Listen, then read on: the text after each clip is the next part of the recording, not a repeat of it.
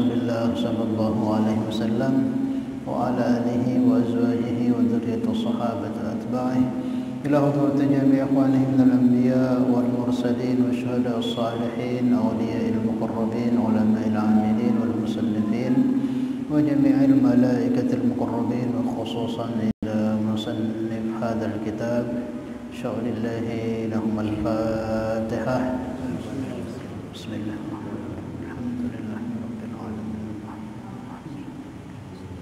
Iyyaka na'budu wa iyyaka nasta'in. Shiratal mustaqim. Shiratal ladzina an'amta 'alaihim. Alhamdulillah, hadirin jamaah salat maghrib yang sama-sama dirahmati dan dimuliakan Allah Subhanahu wa taala.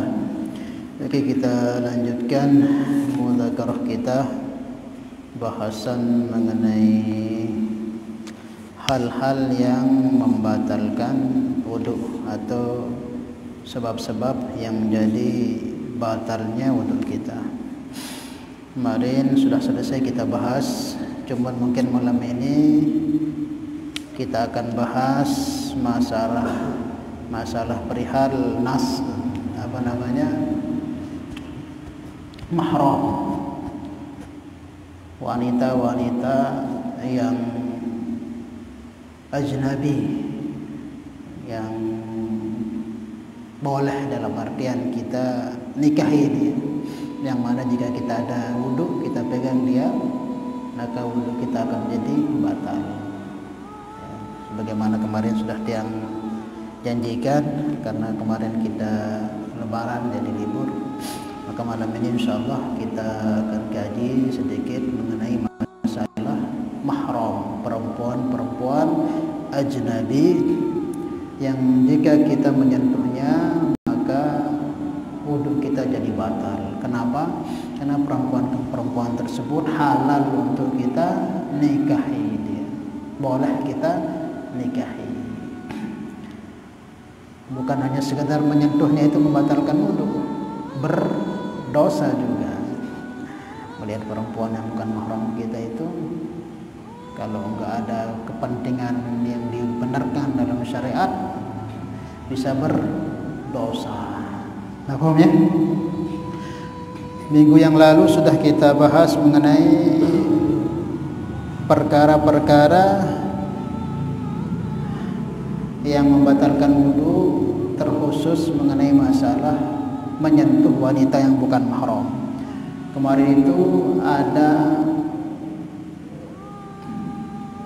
5 jika kita menyentuhnya akan menjadi sebab batalnya wudu kita. Jadi jika ada perkara ini yang 5 ini, jika ada dalam hal tersebut menyentuh perempuan yang seperti itu, maka menjadi sebab batalnya wudu kita.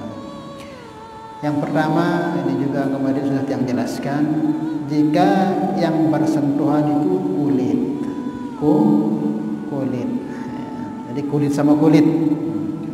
Makanya kalau kita punya istri, kita sentuh rambutnya, itu tidak membatalkan wudu kita, karena rambut itu bukan dari bagian kulit. Termasuk juga kuku, kita sentuh kuku istri kita, maka wudu kita tidak batal, karena kuku itu bukan dari bagian kulit.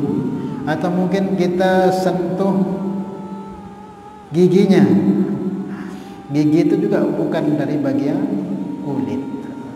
Atau nih bola mata ini kita sentuh, itu juga tidak membatalkan wudu, karena itu bukan termasuk kulit. Yang membatalkan itu jika kita sentuh kulit ketemu kulit, nah itu baru yang membatalkan.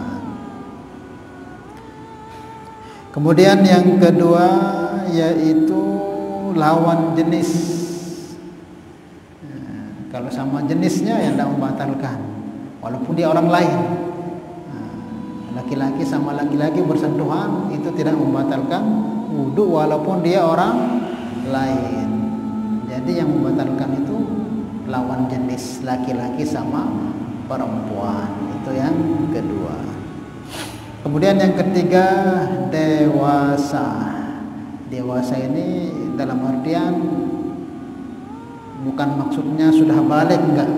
Yang penting jika kita memandang itu anak, walaupun mungkin dia masih SD, kita memandangnya timbul gejolak, kita punya syahwat melihatnya, ya itu kalau kita sentuh bisa menyebabkan batal juga wudu kita. Bukan harus balik, enggak. Kan anak-anak sekarang ini kan kecil-kecil itu sudah badannya besar. Kalau bahasa itu apa bahasa itu? Karena kocet lagi, umur kocet aku beli awak kena bosok harap, rembong. Kanak-kanak nekene kan umurnya masih 6-7 tahun lalu beli awak kena. Nah itu kalau seumpama kita ngelihatnya itu kita ada keinginan yang ndak begitu. Nah di saat kita bersentuhan dengan dia, maka juga itu membatalkan. Enggak perlu harus balik. Yang penting dia kelihatan besar dan kita memandangnya itu ada keanehan lah dalam syahwat kita, maka menyentuhnya itu membatalkan wudu. Kemudian yang keempat yaitu tanpa penghalang. Jadi kita menyentuhnya jika ada satir atau penghalangnya, maka itu tidak batal.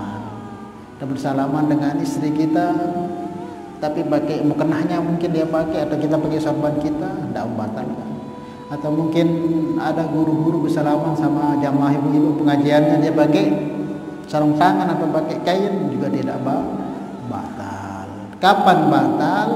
Nah, jika di sana tidak ada satir, bersalaman atau bersentuhan, bersenggolan yang tidak ada satirnya atau pelapisnya, maka hukumnya batal. Kedua-duanya, laki-laki perempuan yang disentuh dan yang disentuh.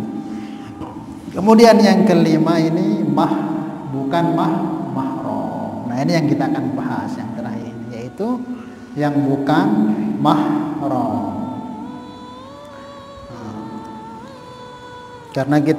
Karena hurufnya itu sama, mim ha ra mim.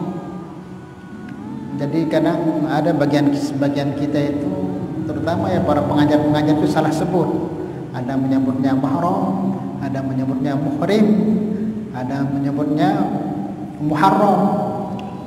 Jadi mahram yang benar, yang dibahas dalam masalah perempuan yang ajnabi ini disebut mahram. Kalau muhrim itu orang yang umroh, orang yang mengenakan pakaian ihram.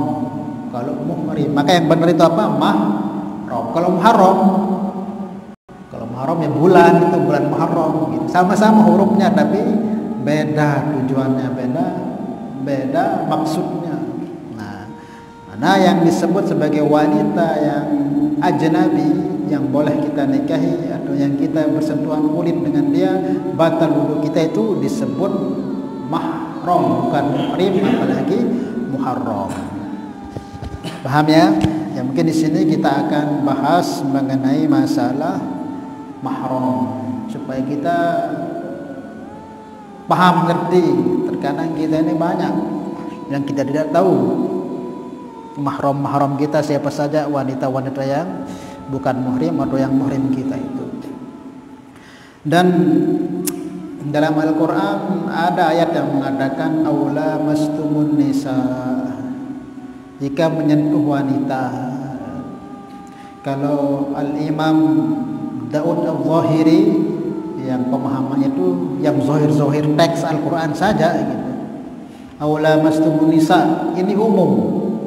An-nisa al ini kata beliau kalau dalam ilmu lil istighraq, semua wanita. Jadi pendapatnya Imam Daud Al-Zahiri ini yang beliau kutip dalam kitabnya Imam Ibnu Hazm, nyentuh siapa saja batal. Mau nyentuh istri, mau nyentuh orang tua, mau nyentuh siapa saja, karena alnya itu lil istighraq, semua perempuan. Aula mastumun nisa, tidak disebutkan mahram atau apa, tidak disebutkan. Maka pendapat beliau perempuan mana saja kita sentuh, mau dia istri, adik, orang tua, saudara dan sebagainya, membatalkan.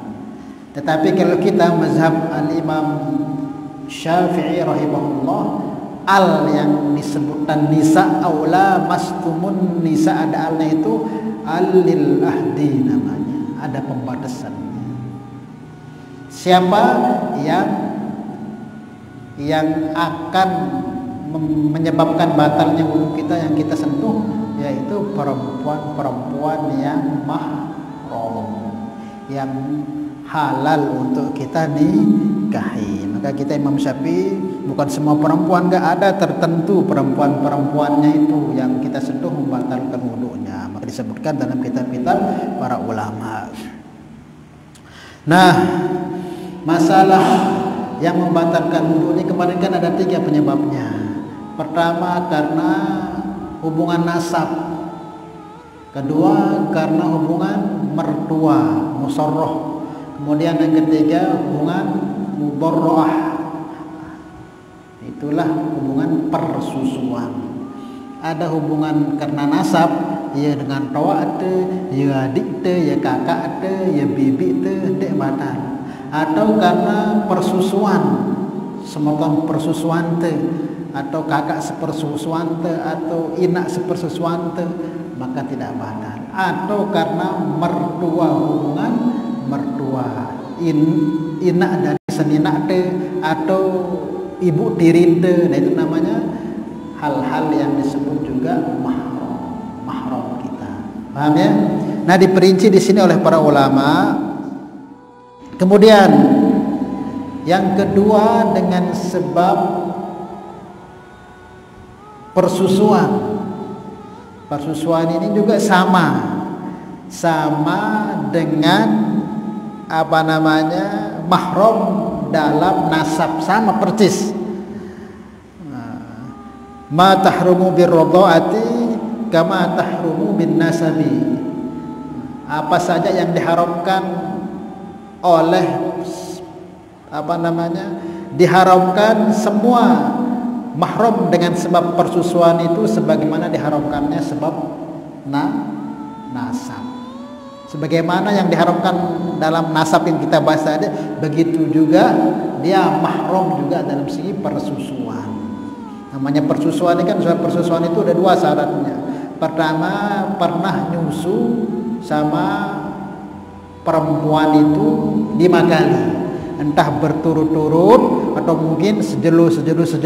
Yang penting pernah nyusu di seorang perempuan, kemudian nyusu itu sampai kenyang, sampai dia lepas diri leman puting susu perempuan tersebut. Yang pertama 5 kali dia nyusu, entah langsung mungkin sehari itu zuhur, nanti asar nyusu lagi, malam lagi sampai 5 kali, atau mungkin berselang, malam ini dia nyusu, mungkin lusa dia nyusu, kok sampai 5 kali, kemudian syaratnya kenyang.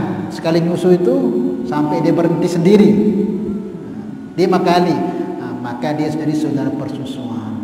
Maka semua yang kaitan dengan nasab sama halnya dengan saudara persusuan. Nah, ibu tempat kita nyusu itu mahram kita, ibu persusuan namanya. Kemudian perempuan yang sama bareng kita nyusu dengan dia juga mahram kita, paham? Tak boleh kita nikahi. Dan anak-anak yang terlahir daripada ibu persusuan kita juga mahram kita, paham maksudnya? Mungkin ibu persusuan kita ini dia punya anak perempuan banyak, maka semua anak perempuan itu mahram kita. Yang tidak boleh kita nikahi, bersentuhan dengan dia tidak batal, paham ya? Kemudian ibu kita ini punya suami, maka suaminya kita itu, suaminya ibu persusuan kita itu bapak persusuan kita, orang tua kita juga dalam persusuan, orang tua bapak persusuan kita, paham ya? Sumpama nanti bapak ini punya semertuan perempuan, bibi, itu juga bibi persusuan kita, mahram kita juga. Coba lebih panjang ini anunya masalah. Nah, mahram dalam hal persusuan ini.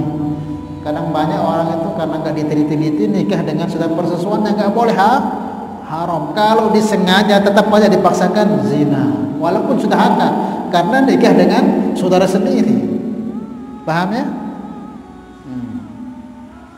Apapun yang kaitan dengan saudara persusuan itu sama dengan kaitan dengan mahram yang ada pada nasab. Ibu persusuan kita itu mahram kita. Nanti dia punya anak perempuan juga mahram kita. Nanti dia punya saudara perempuan jadi bibi kita dalam sepersusuan itu. Paham ya?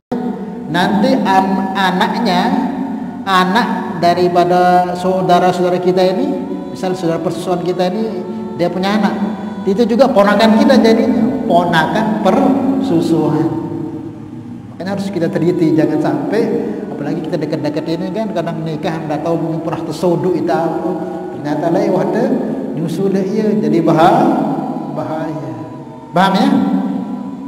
Nah, ataupun mungkin arah ibu nih, misalnya ibu punya bayi, Waalaikumsalam, punya bayi. Nah, ada kita sama ada anak satu lagi ikut nyusu di situ. Nah, berarti berapa yang sendirinya? Tiga. Ini ibu, dia punya bayi nyusu. Kemudian kita sebagai bayi ini syaratnya juga belum sampai umur, tidak lewat dari umur 2 tahun. Jadi kalau sudah umur 2 tahun nyusu sudah nggak termasuk. Makanya ada mengatakan, ada yang menanya, Ustaz bagaimana kalau suami itu nyusu di istrinya? Apakah nggak dari yang persusuan nanti sudah persusuan? Nah, karena syaratnya di bawah umur 2 tahun. Ada sebagian ulama berpendapat tetap dia jadi mahramnya. Gimana orang itu istrinya jadi mahram? Tidak ada jadi mahram ya. Karena syarat persusuan itu tadi itu, pertama harus nyusu sebanyak 3 kali, kemudian kenyang dalam sekali nyusu itu kenyang, kemudian umurnya di bawah 2 tahun. Lalu tahun ke atas wanita dihitung, wah agak kali nyusu, bukan anak susuan namanya. Nah itu. Nah kalau ada nanti satu perempuan punya anak, kemudian yang nyusu ke dia ini 2 orang anak lagi yang ikut nyusu, maka yang tadi itu menjadi saya dengan ibu itu, ibu persusuan saya jadinya. Kemudian nanti anak-anaknya semua sudah persusuan. Nah ini orang lain yang ikut nyusu si ibu itu, dia juga sudah persusuan, dia saja. Nah kalau dia punya semeton tidak termasuk. Bisa dipahami nih? Pahami dulu. A dan B ini orang lain. C ini punya ibu dan anaknya ikut nyusu. Nah A dan B ikut nyusu ke situ. Ikamlah yang A itu tiang gitu. Nah yang B ini orang lain lah gitu. Nah karena saya dititip di sini, karena anaknya juga dititip, maka dia ibu persusuan saya ini, ibu ini, dan anak-anaknya semua saudara persusuan saya. Dan ini termasuk saudara persusuan saya nih, anak yang ikut nyusu ini sama dia saja. Tapi kalau dengan saudaranya bukan, karena kita nggak pernah nyusu sama ibunya. Yang mahram saya dengan ini aja, ini anak ini anak ini. Nah kalau dia punya kakak adik cewek bukan mahram. Nah beda dengan ini. Kalau yang C ini memang dia saudara persaudaraan dan kita nyusu juga sama dia punya ibu. Paham nggak maksudnya ini? Paham tidak?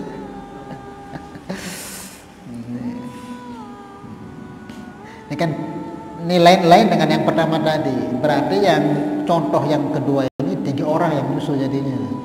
Seorang ibu, pertama anak kandungnya sendiri itu ibu, kemudian saya, kemudian ada orang lain. Nah saya dengan yang punya anak ini yang ikut nyusu itu, nah saya ibu persusuan saya namanya ibu ini, dan semua anaknya itu saudara saya, dan dia punya bapak namanya bapak persusuan saya. Kalau dia punya saudara lagi bibi itu bapak, semua tidak membatalkan wudhu kita sentuh dan tidak boleh kita nikahi. Nah anak yang ikut nyusu itu saudara persusuan juga sama dia saja. Mungkin dia perempuan kan, perempuan ikut nyusu itu. Nah perempuan itu saudara saya persusuan. Kita sentuh dia, saya sentuh, tidak batal wudhu saya, tidak boleh saya nikahi. Tapi kalau dia punya saudara perempuan lagi, tidak boleh sudah. Nah, pahamnya? Jadi yang mahram utuh kita itu, yang semua anak-anaknya itu yang dari ibu itu. Paham ya? Maka agak dia panjang nganunya ini masalah persusuan, maka hati-hati. Kadang kita mesti terkocek lagi kan, sudut. Itu kalau dulu ada orang di Jawa kalau nggak salah itu, ternyata diseleksi karena diseleksi ternyata dia pernah ikut nyusu saudara persusuannya. langsung dipisah. Nah, kalau seumpama karena tidak tahu, baru tahu selepas punya anak, terus dipisah, siapa yang berdosa? Tidak ada yang berdosa, karena tidak tahu status anaknya. Ya sudah, sama anak-anak mereka berdua sudah, bawa ke ibunya silakan, ke bapaknya silakan. Tapi yang masalah ini, kalau dia tahu di saudara persusuannya, kok dia nikah, tidak sah nikahnya, karena nikah dengan saudara. Kalau tetap dia nikah, hukumnya zina. Paham ya? Dengan hati-hati. Atau mungkin dia tidak tahu, lama-lama udah punya anak, diberitahu, kan kamu pernah nyusu di sini. Nah, ketika dia tahu itu, langsung putus pernikahan mereka. Tidak boleh dilanjutkan.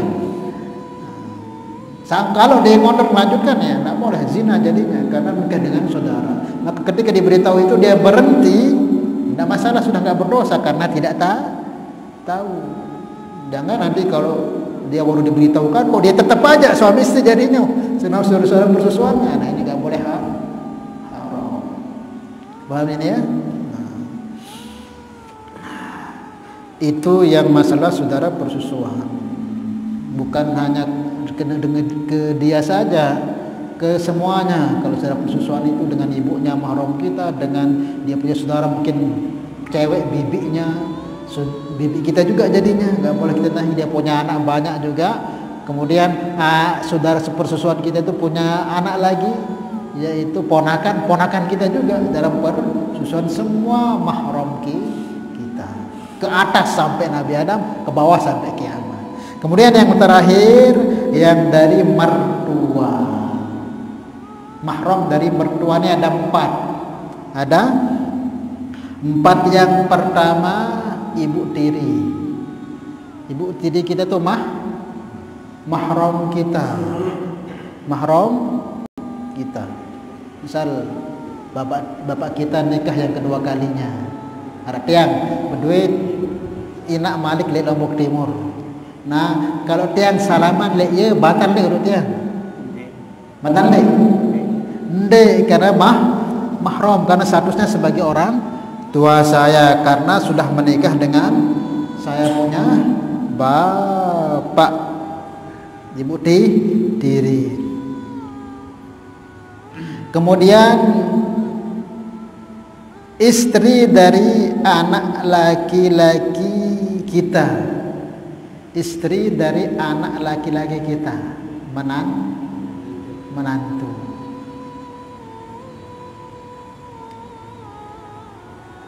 Malah mbah merari terus kanci dengan melase. Nah, anak sanina daripada rusno menantu deh, maka mahram deh. Jadi bersentuhan kancenya dek nabatan, dia pun bersentuhan kancenya dek nabatan, dan tidak boleh sudah nikahi. Paham ya? Menantu. Jangan takut-takut deban salam kancenya menantu nabatan. Menantu itu mahram kita, tidak boleh kita nikahi. Kemudian ibunya istri kita, mertua. Tadi pertama ibu tiri, kemudian menantu, kemudian siapa? Ibunya istri kita. Siapa berarti? Mertua. Mentoak te. Nah, mungkin kita ini kan cuma mentoak mama tu bersentuhan dia batal. Kadang-kadang dengan takut dia dimana bersalah macam mentoak, mereka takut batal lah. Tidak, mertua itu tidak membatalkan mahram kita. Dan namanya mertua itu mahram selama-lamanya.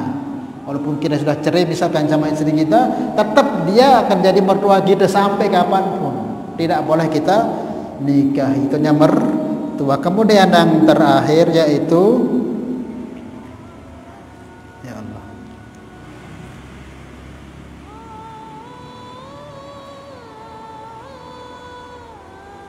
yang terakhir, anaknya istri kita dari laki-laki lain. Anaknya istri kita dari laki-laki lain. Berarti siapa maksudnya? Anak tiri anaknya istri kita dari gimana ini? Anak tiri mana jadi?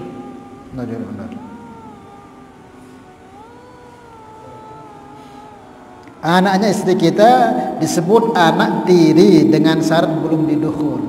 Jadi anak tiri itu juga mahram kita dengan syarat dia belum dijima. Misal gini contohnya, kita ini mau nikah dengan perempuan dan perempuan ini bawa anak.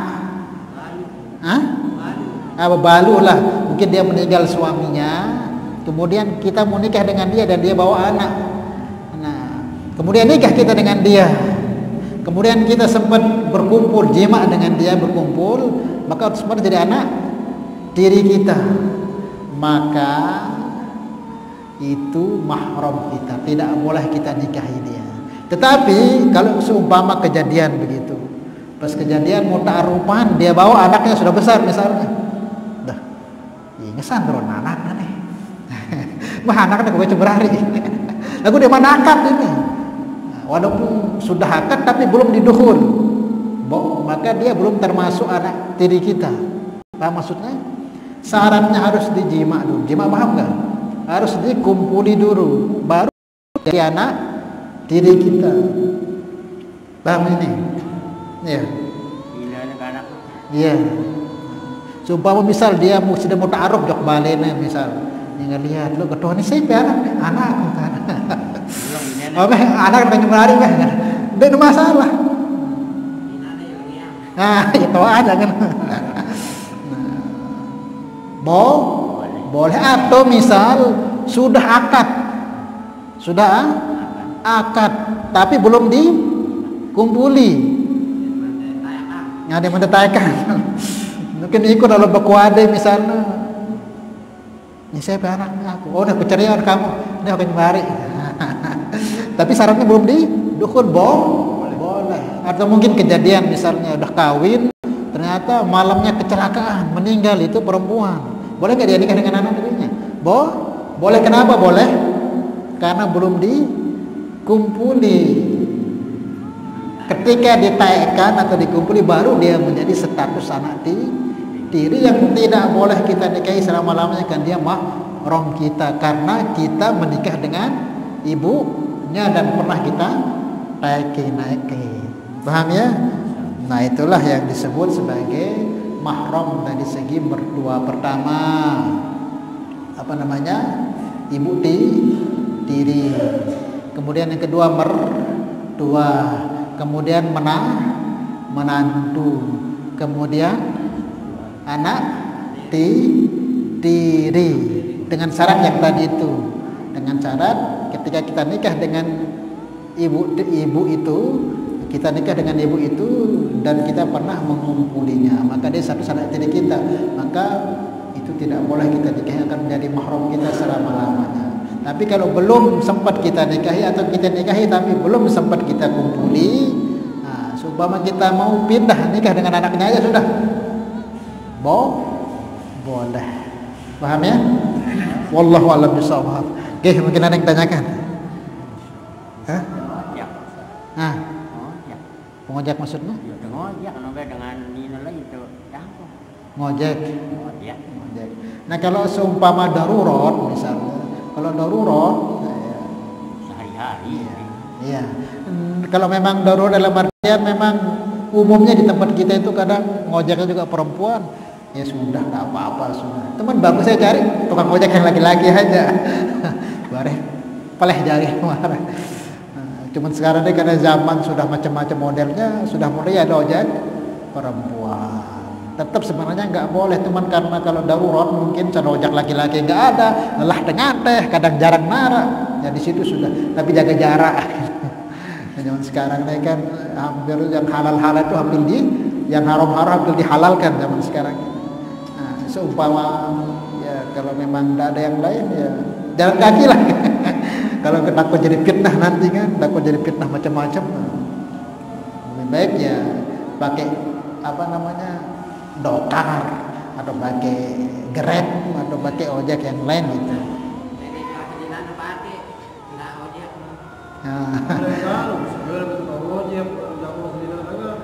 Makanya begitu. Kadang nggak ada juga ojaknya laki-laki, pun perempuan juga yang naik. Makanya ya kalau bisa yang kita juga ngaji-ngaji ini. Banyak. Iya. Iya.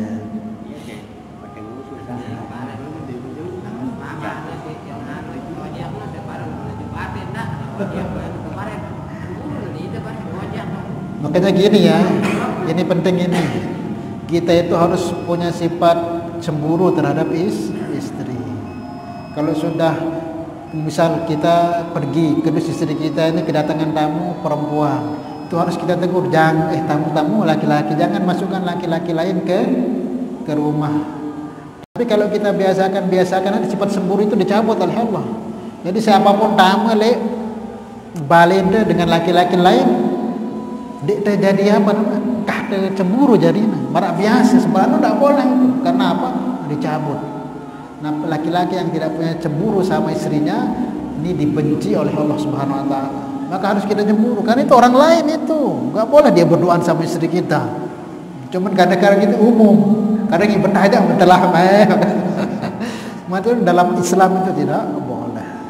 Oke, kita ingatkan, kalau saya enggak ada rumah, kamu jangan bawa laki-laki lain masuk ke sini.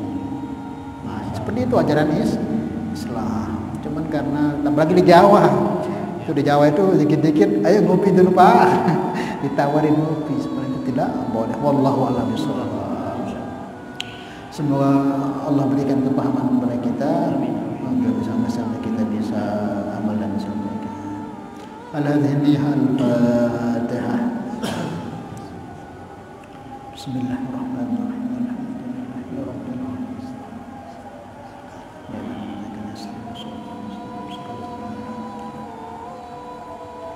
Salatullah, salamullah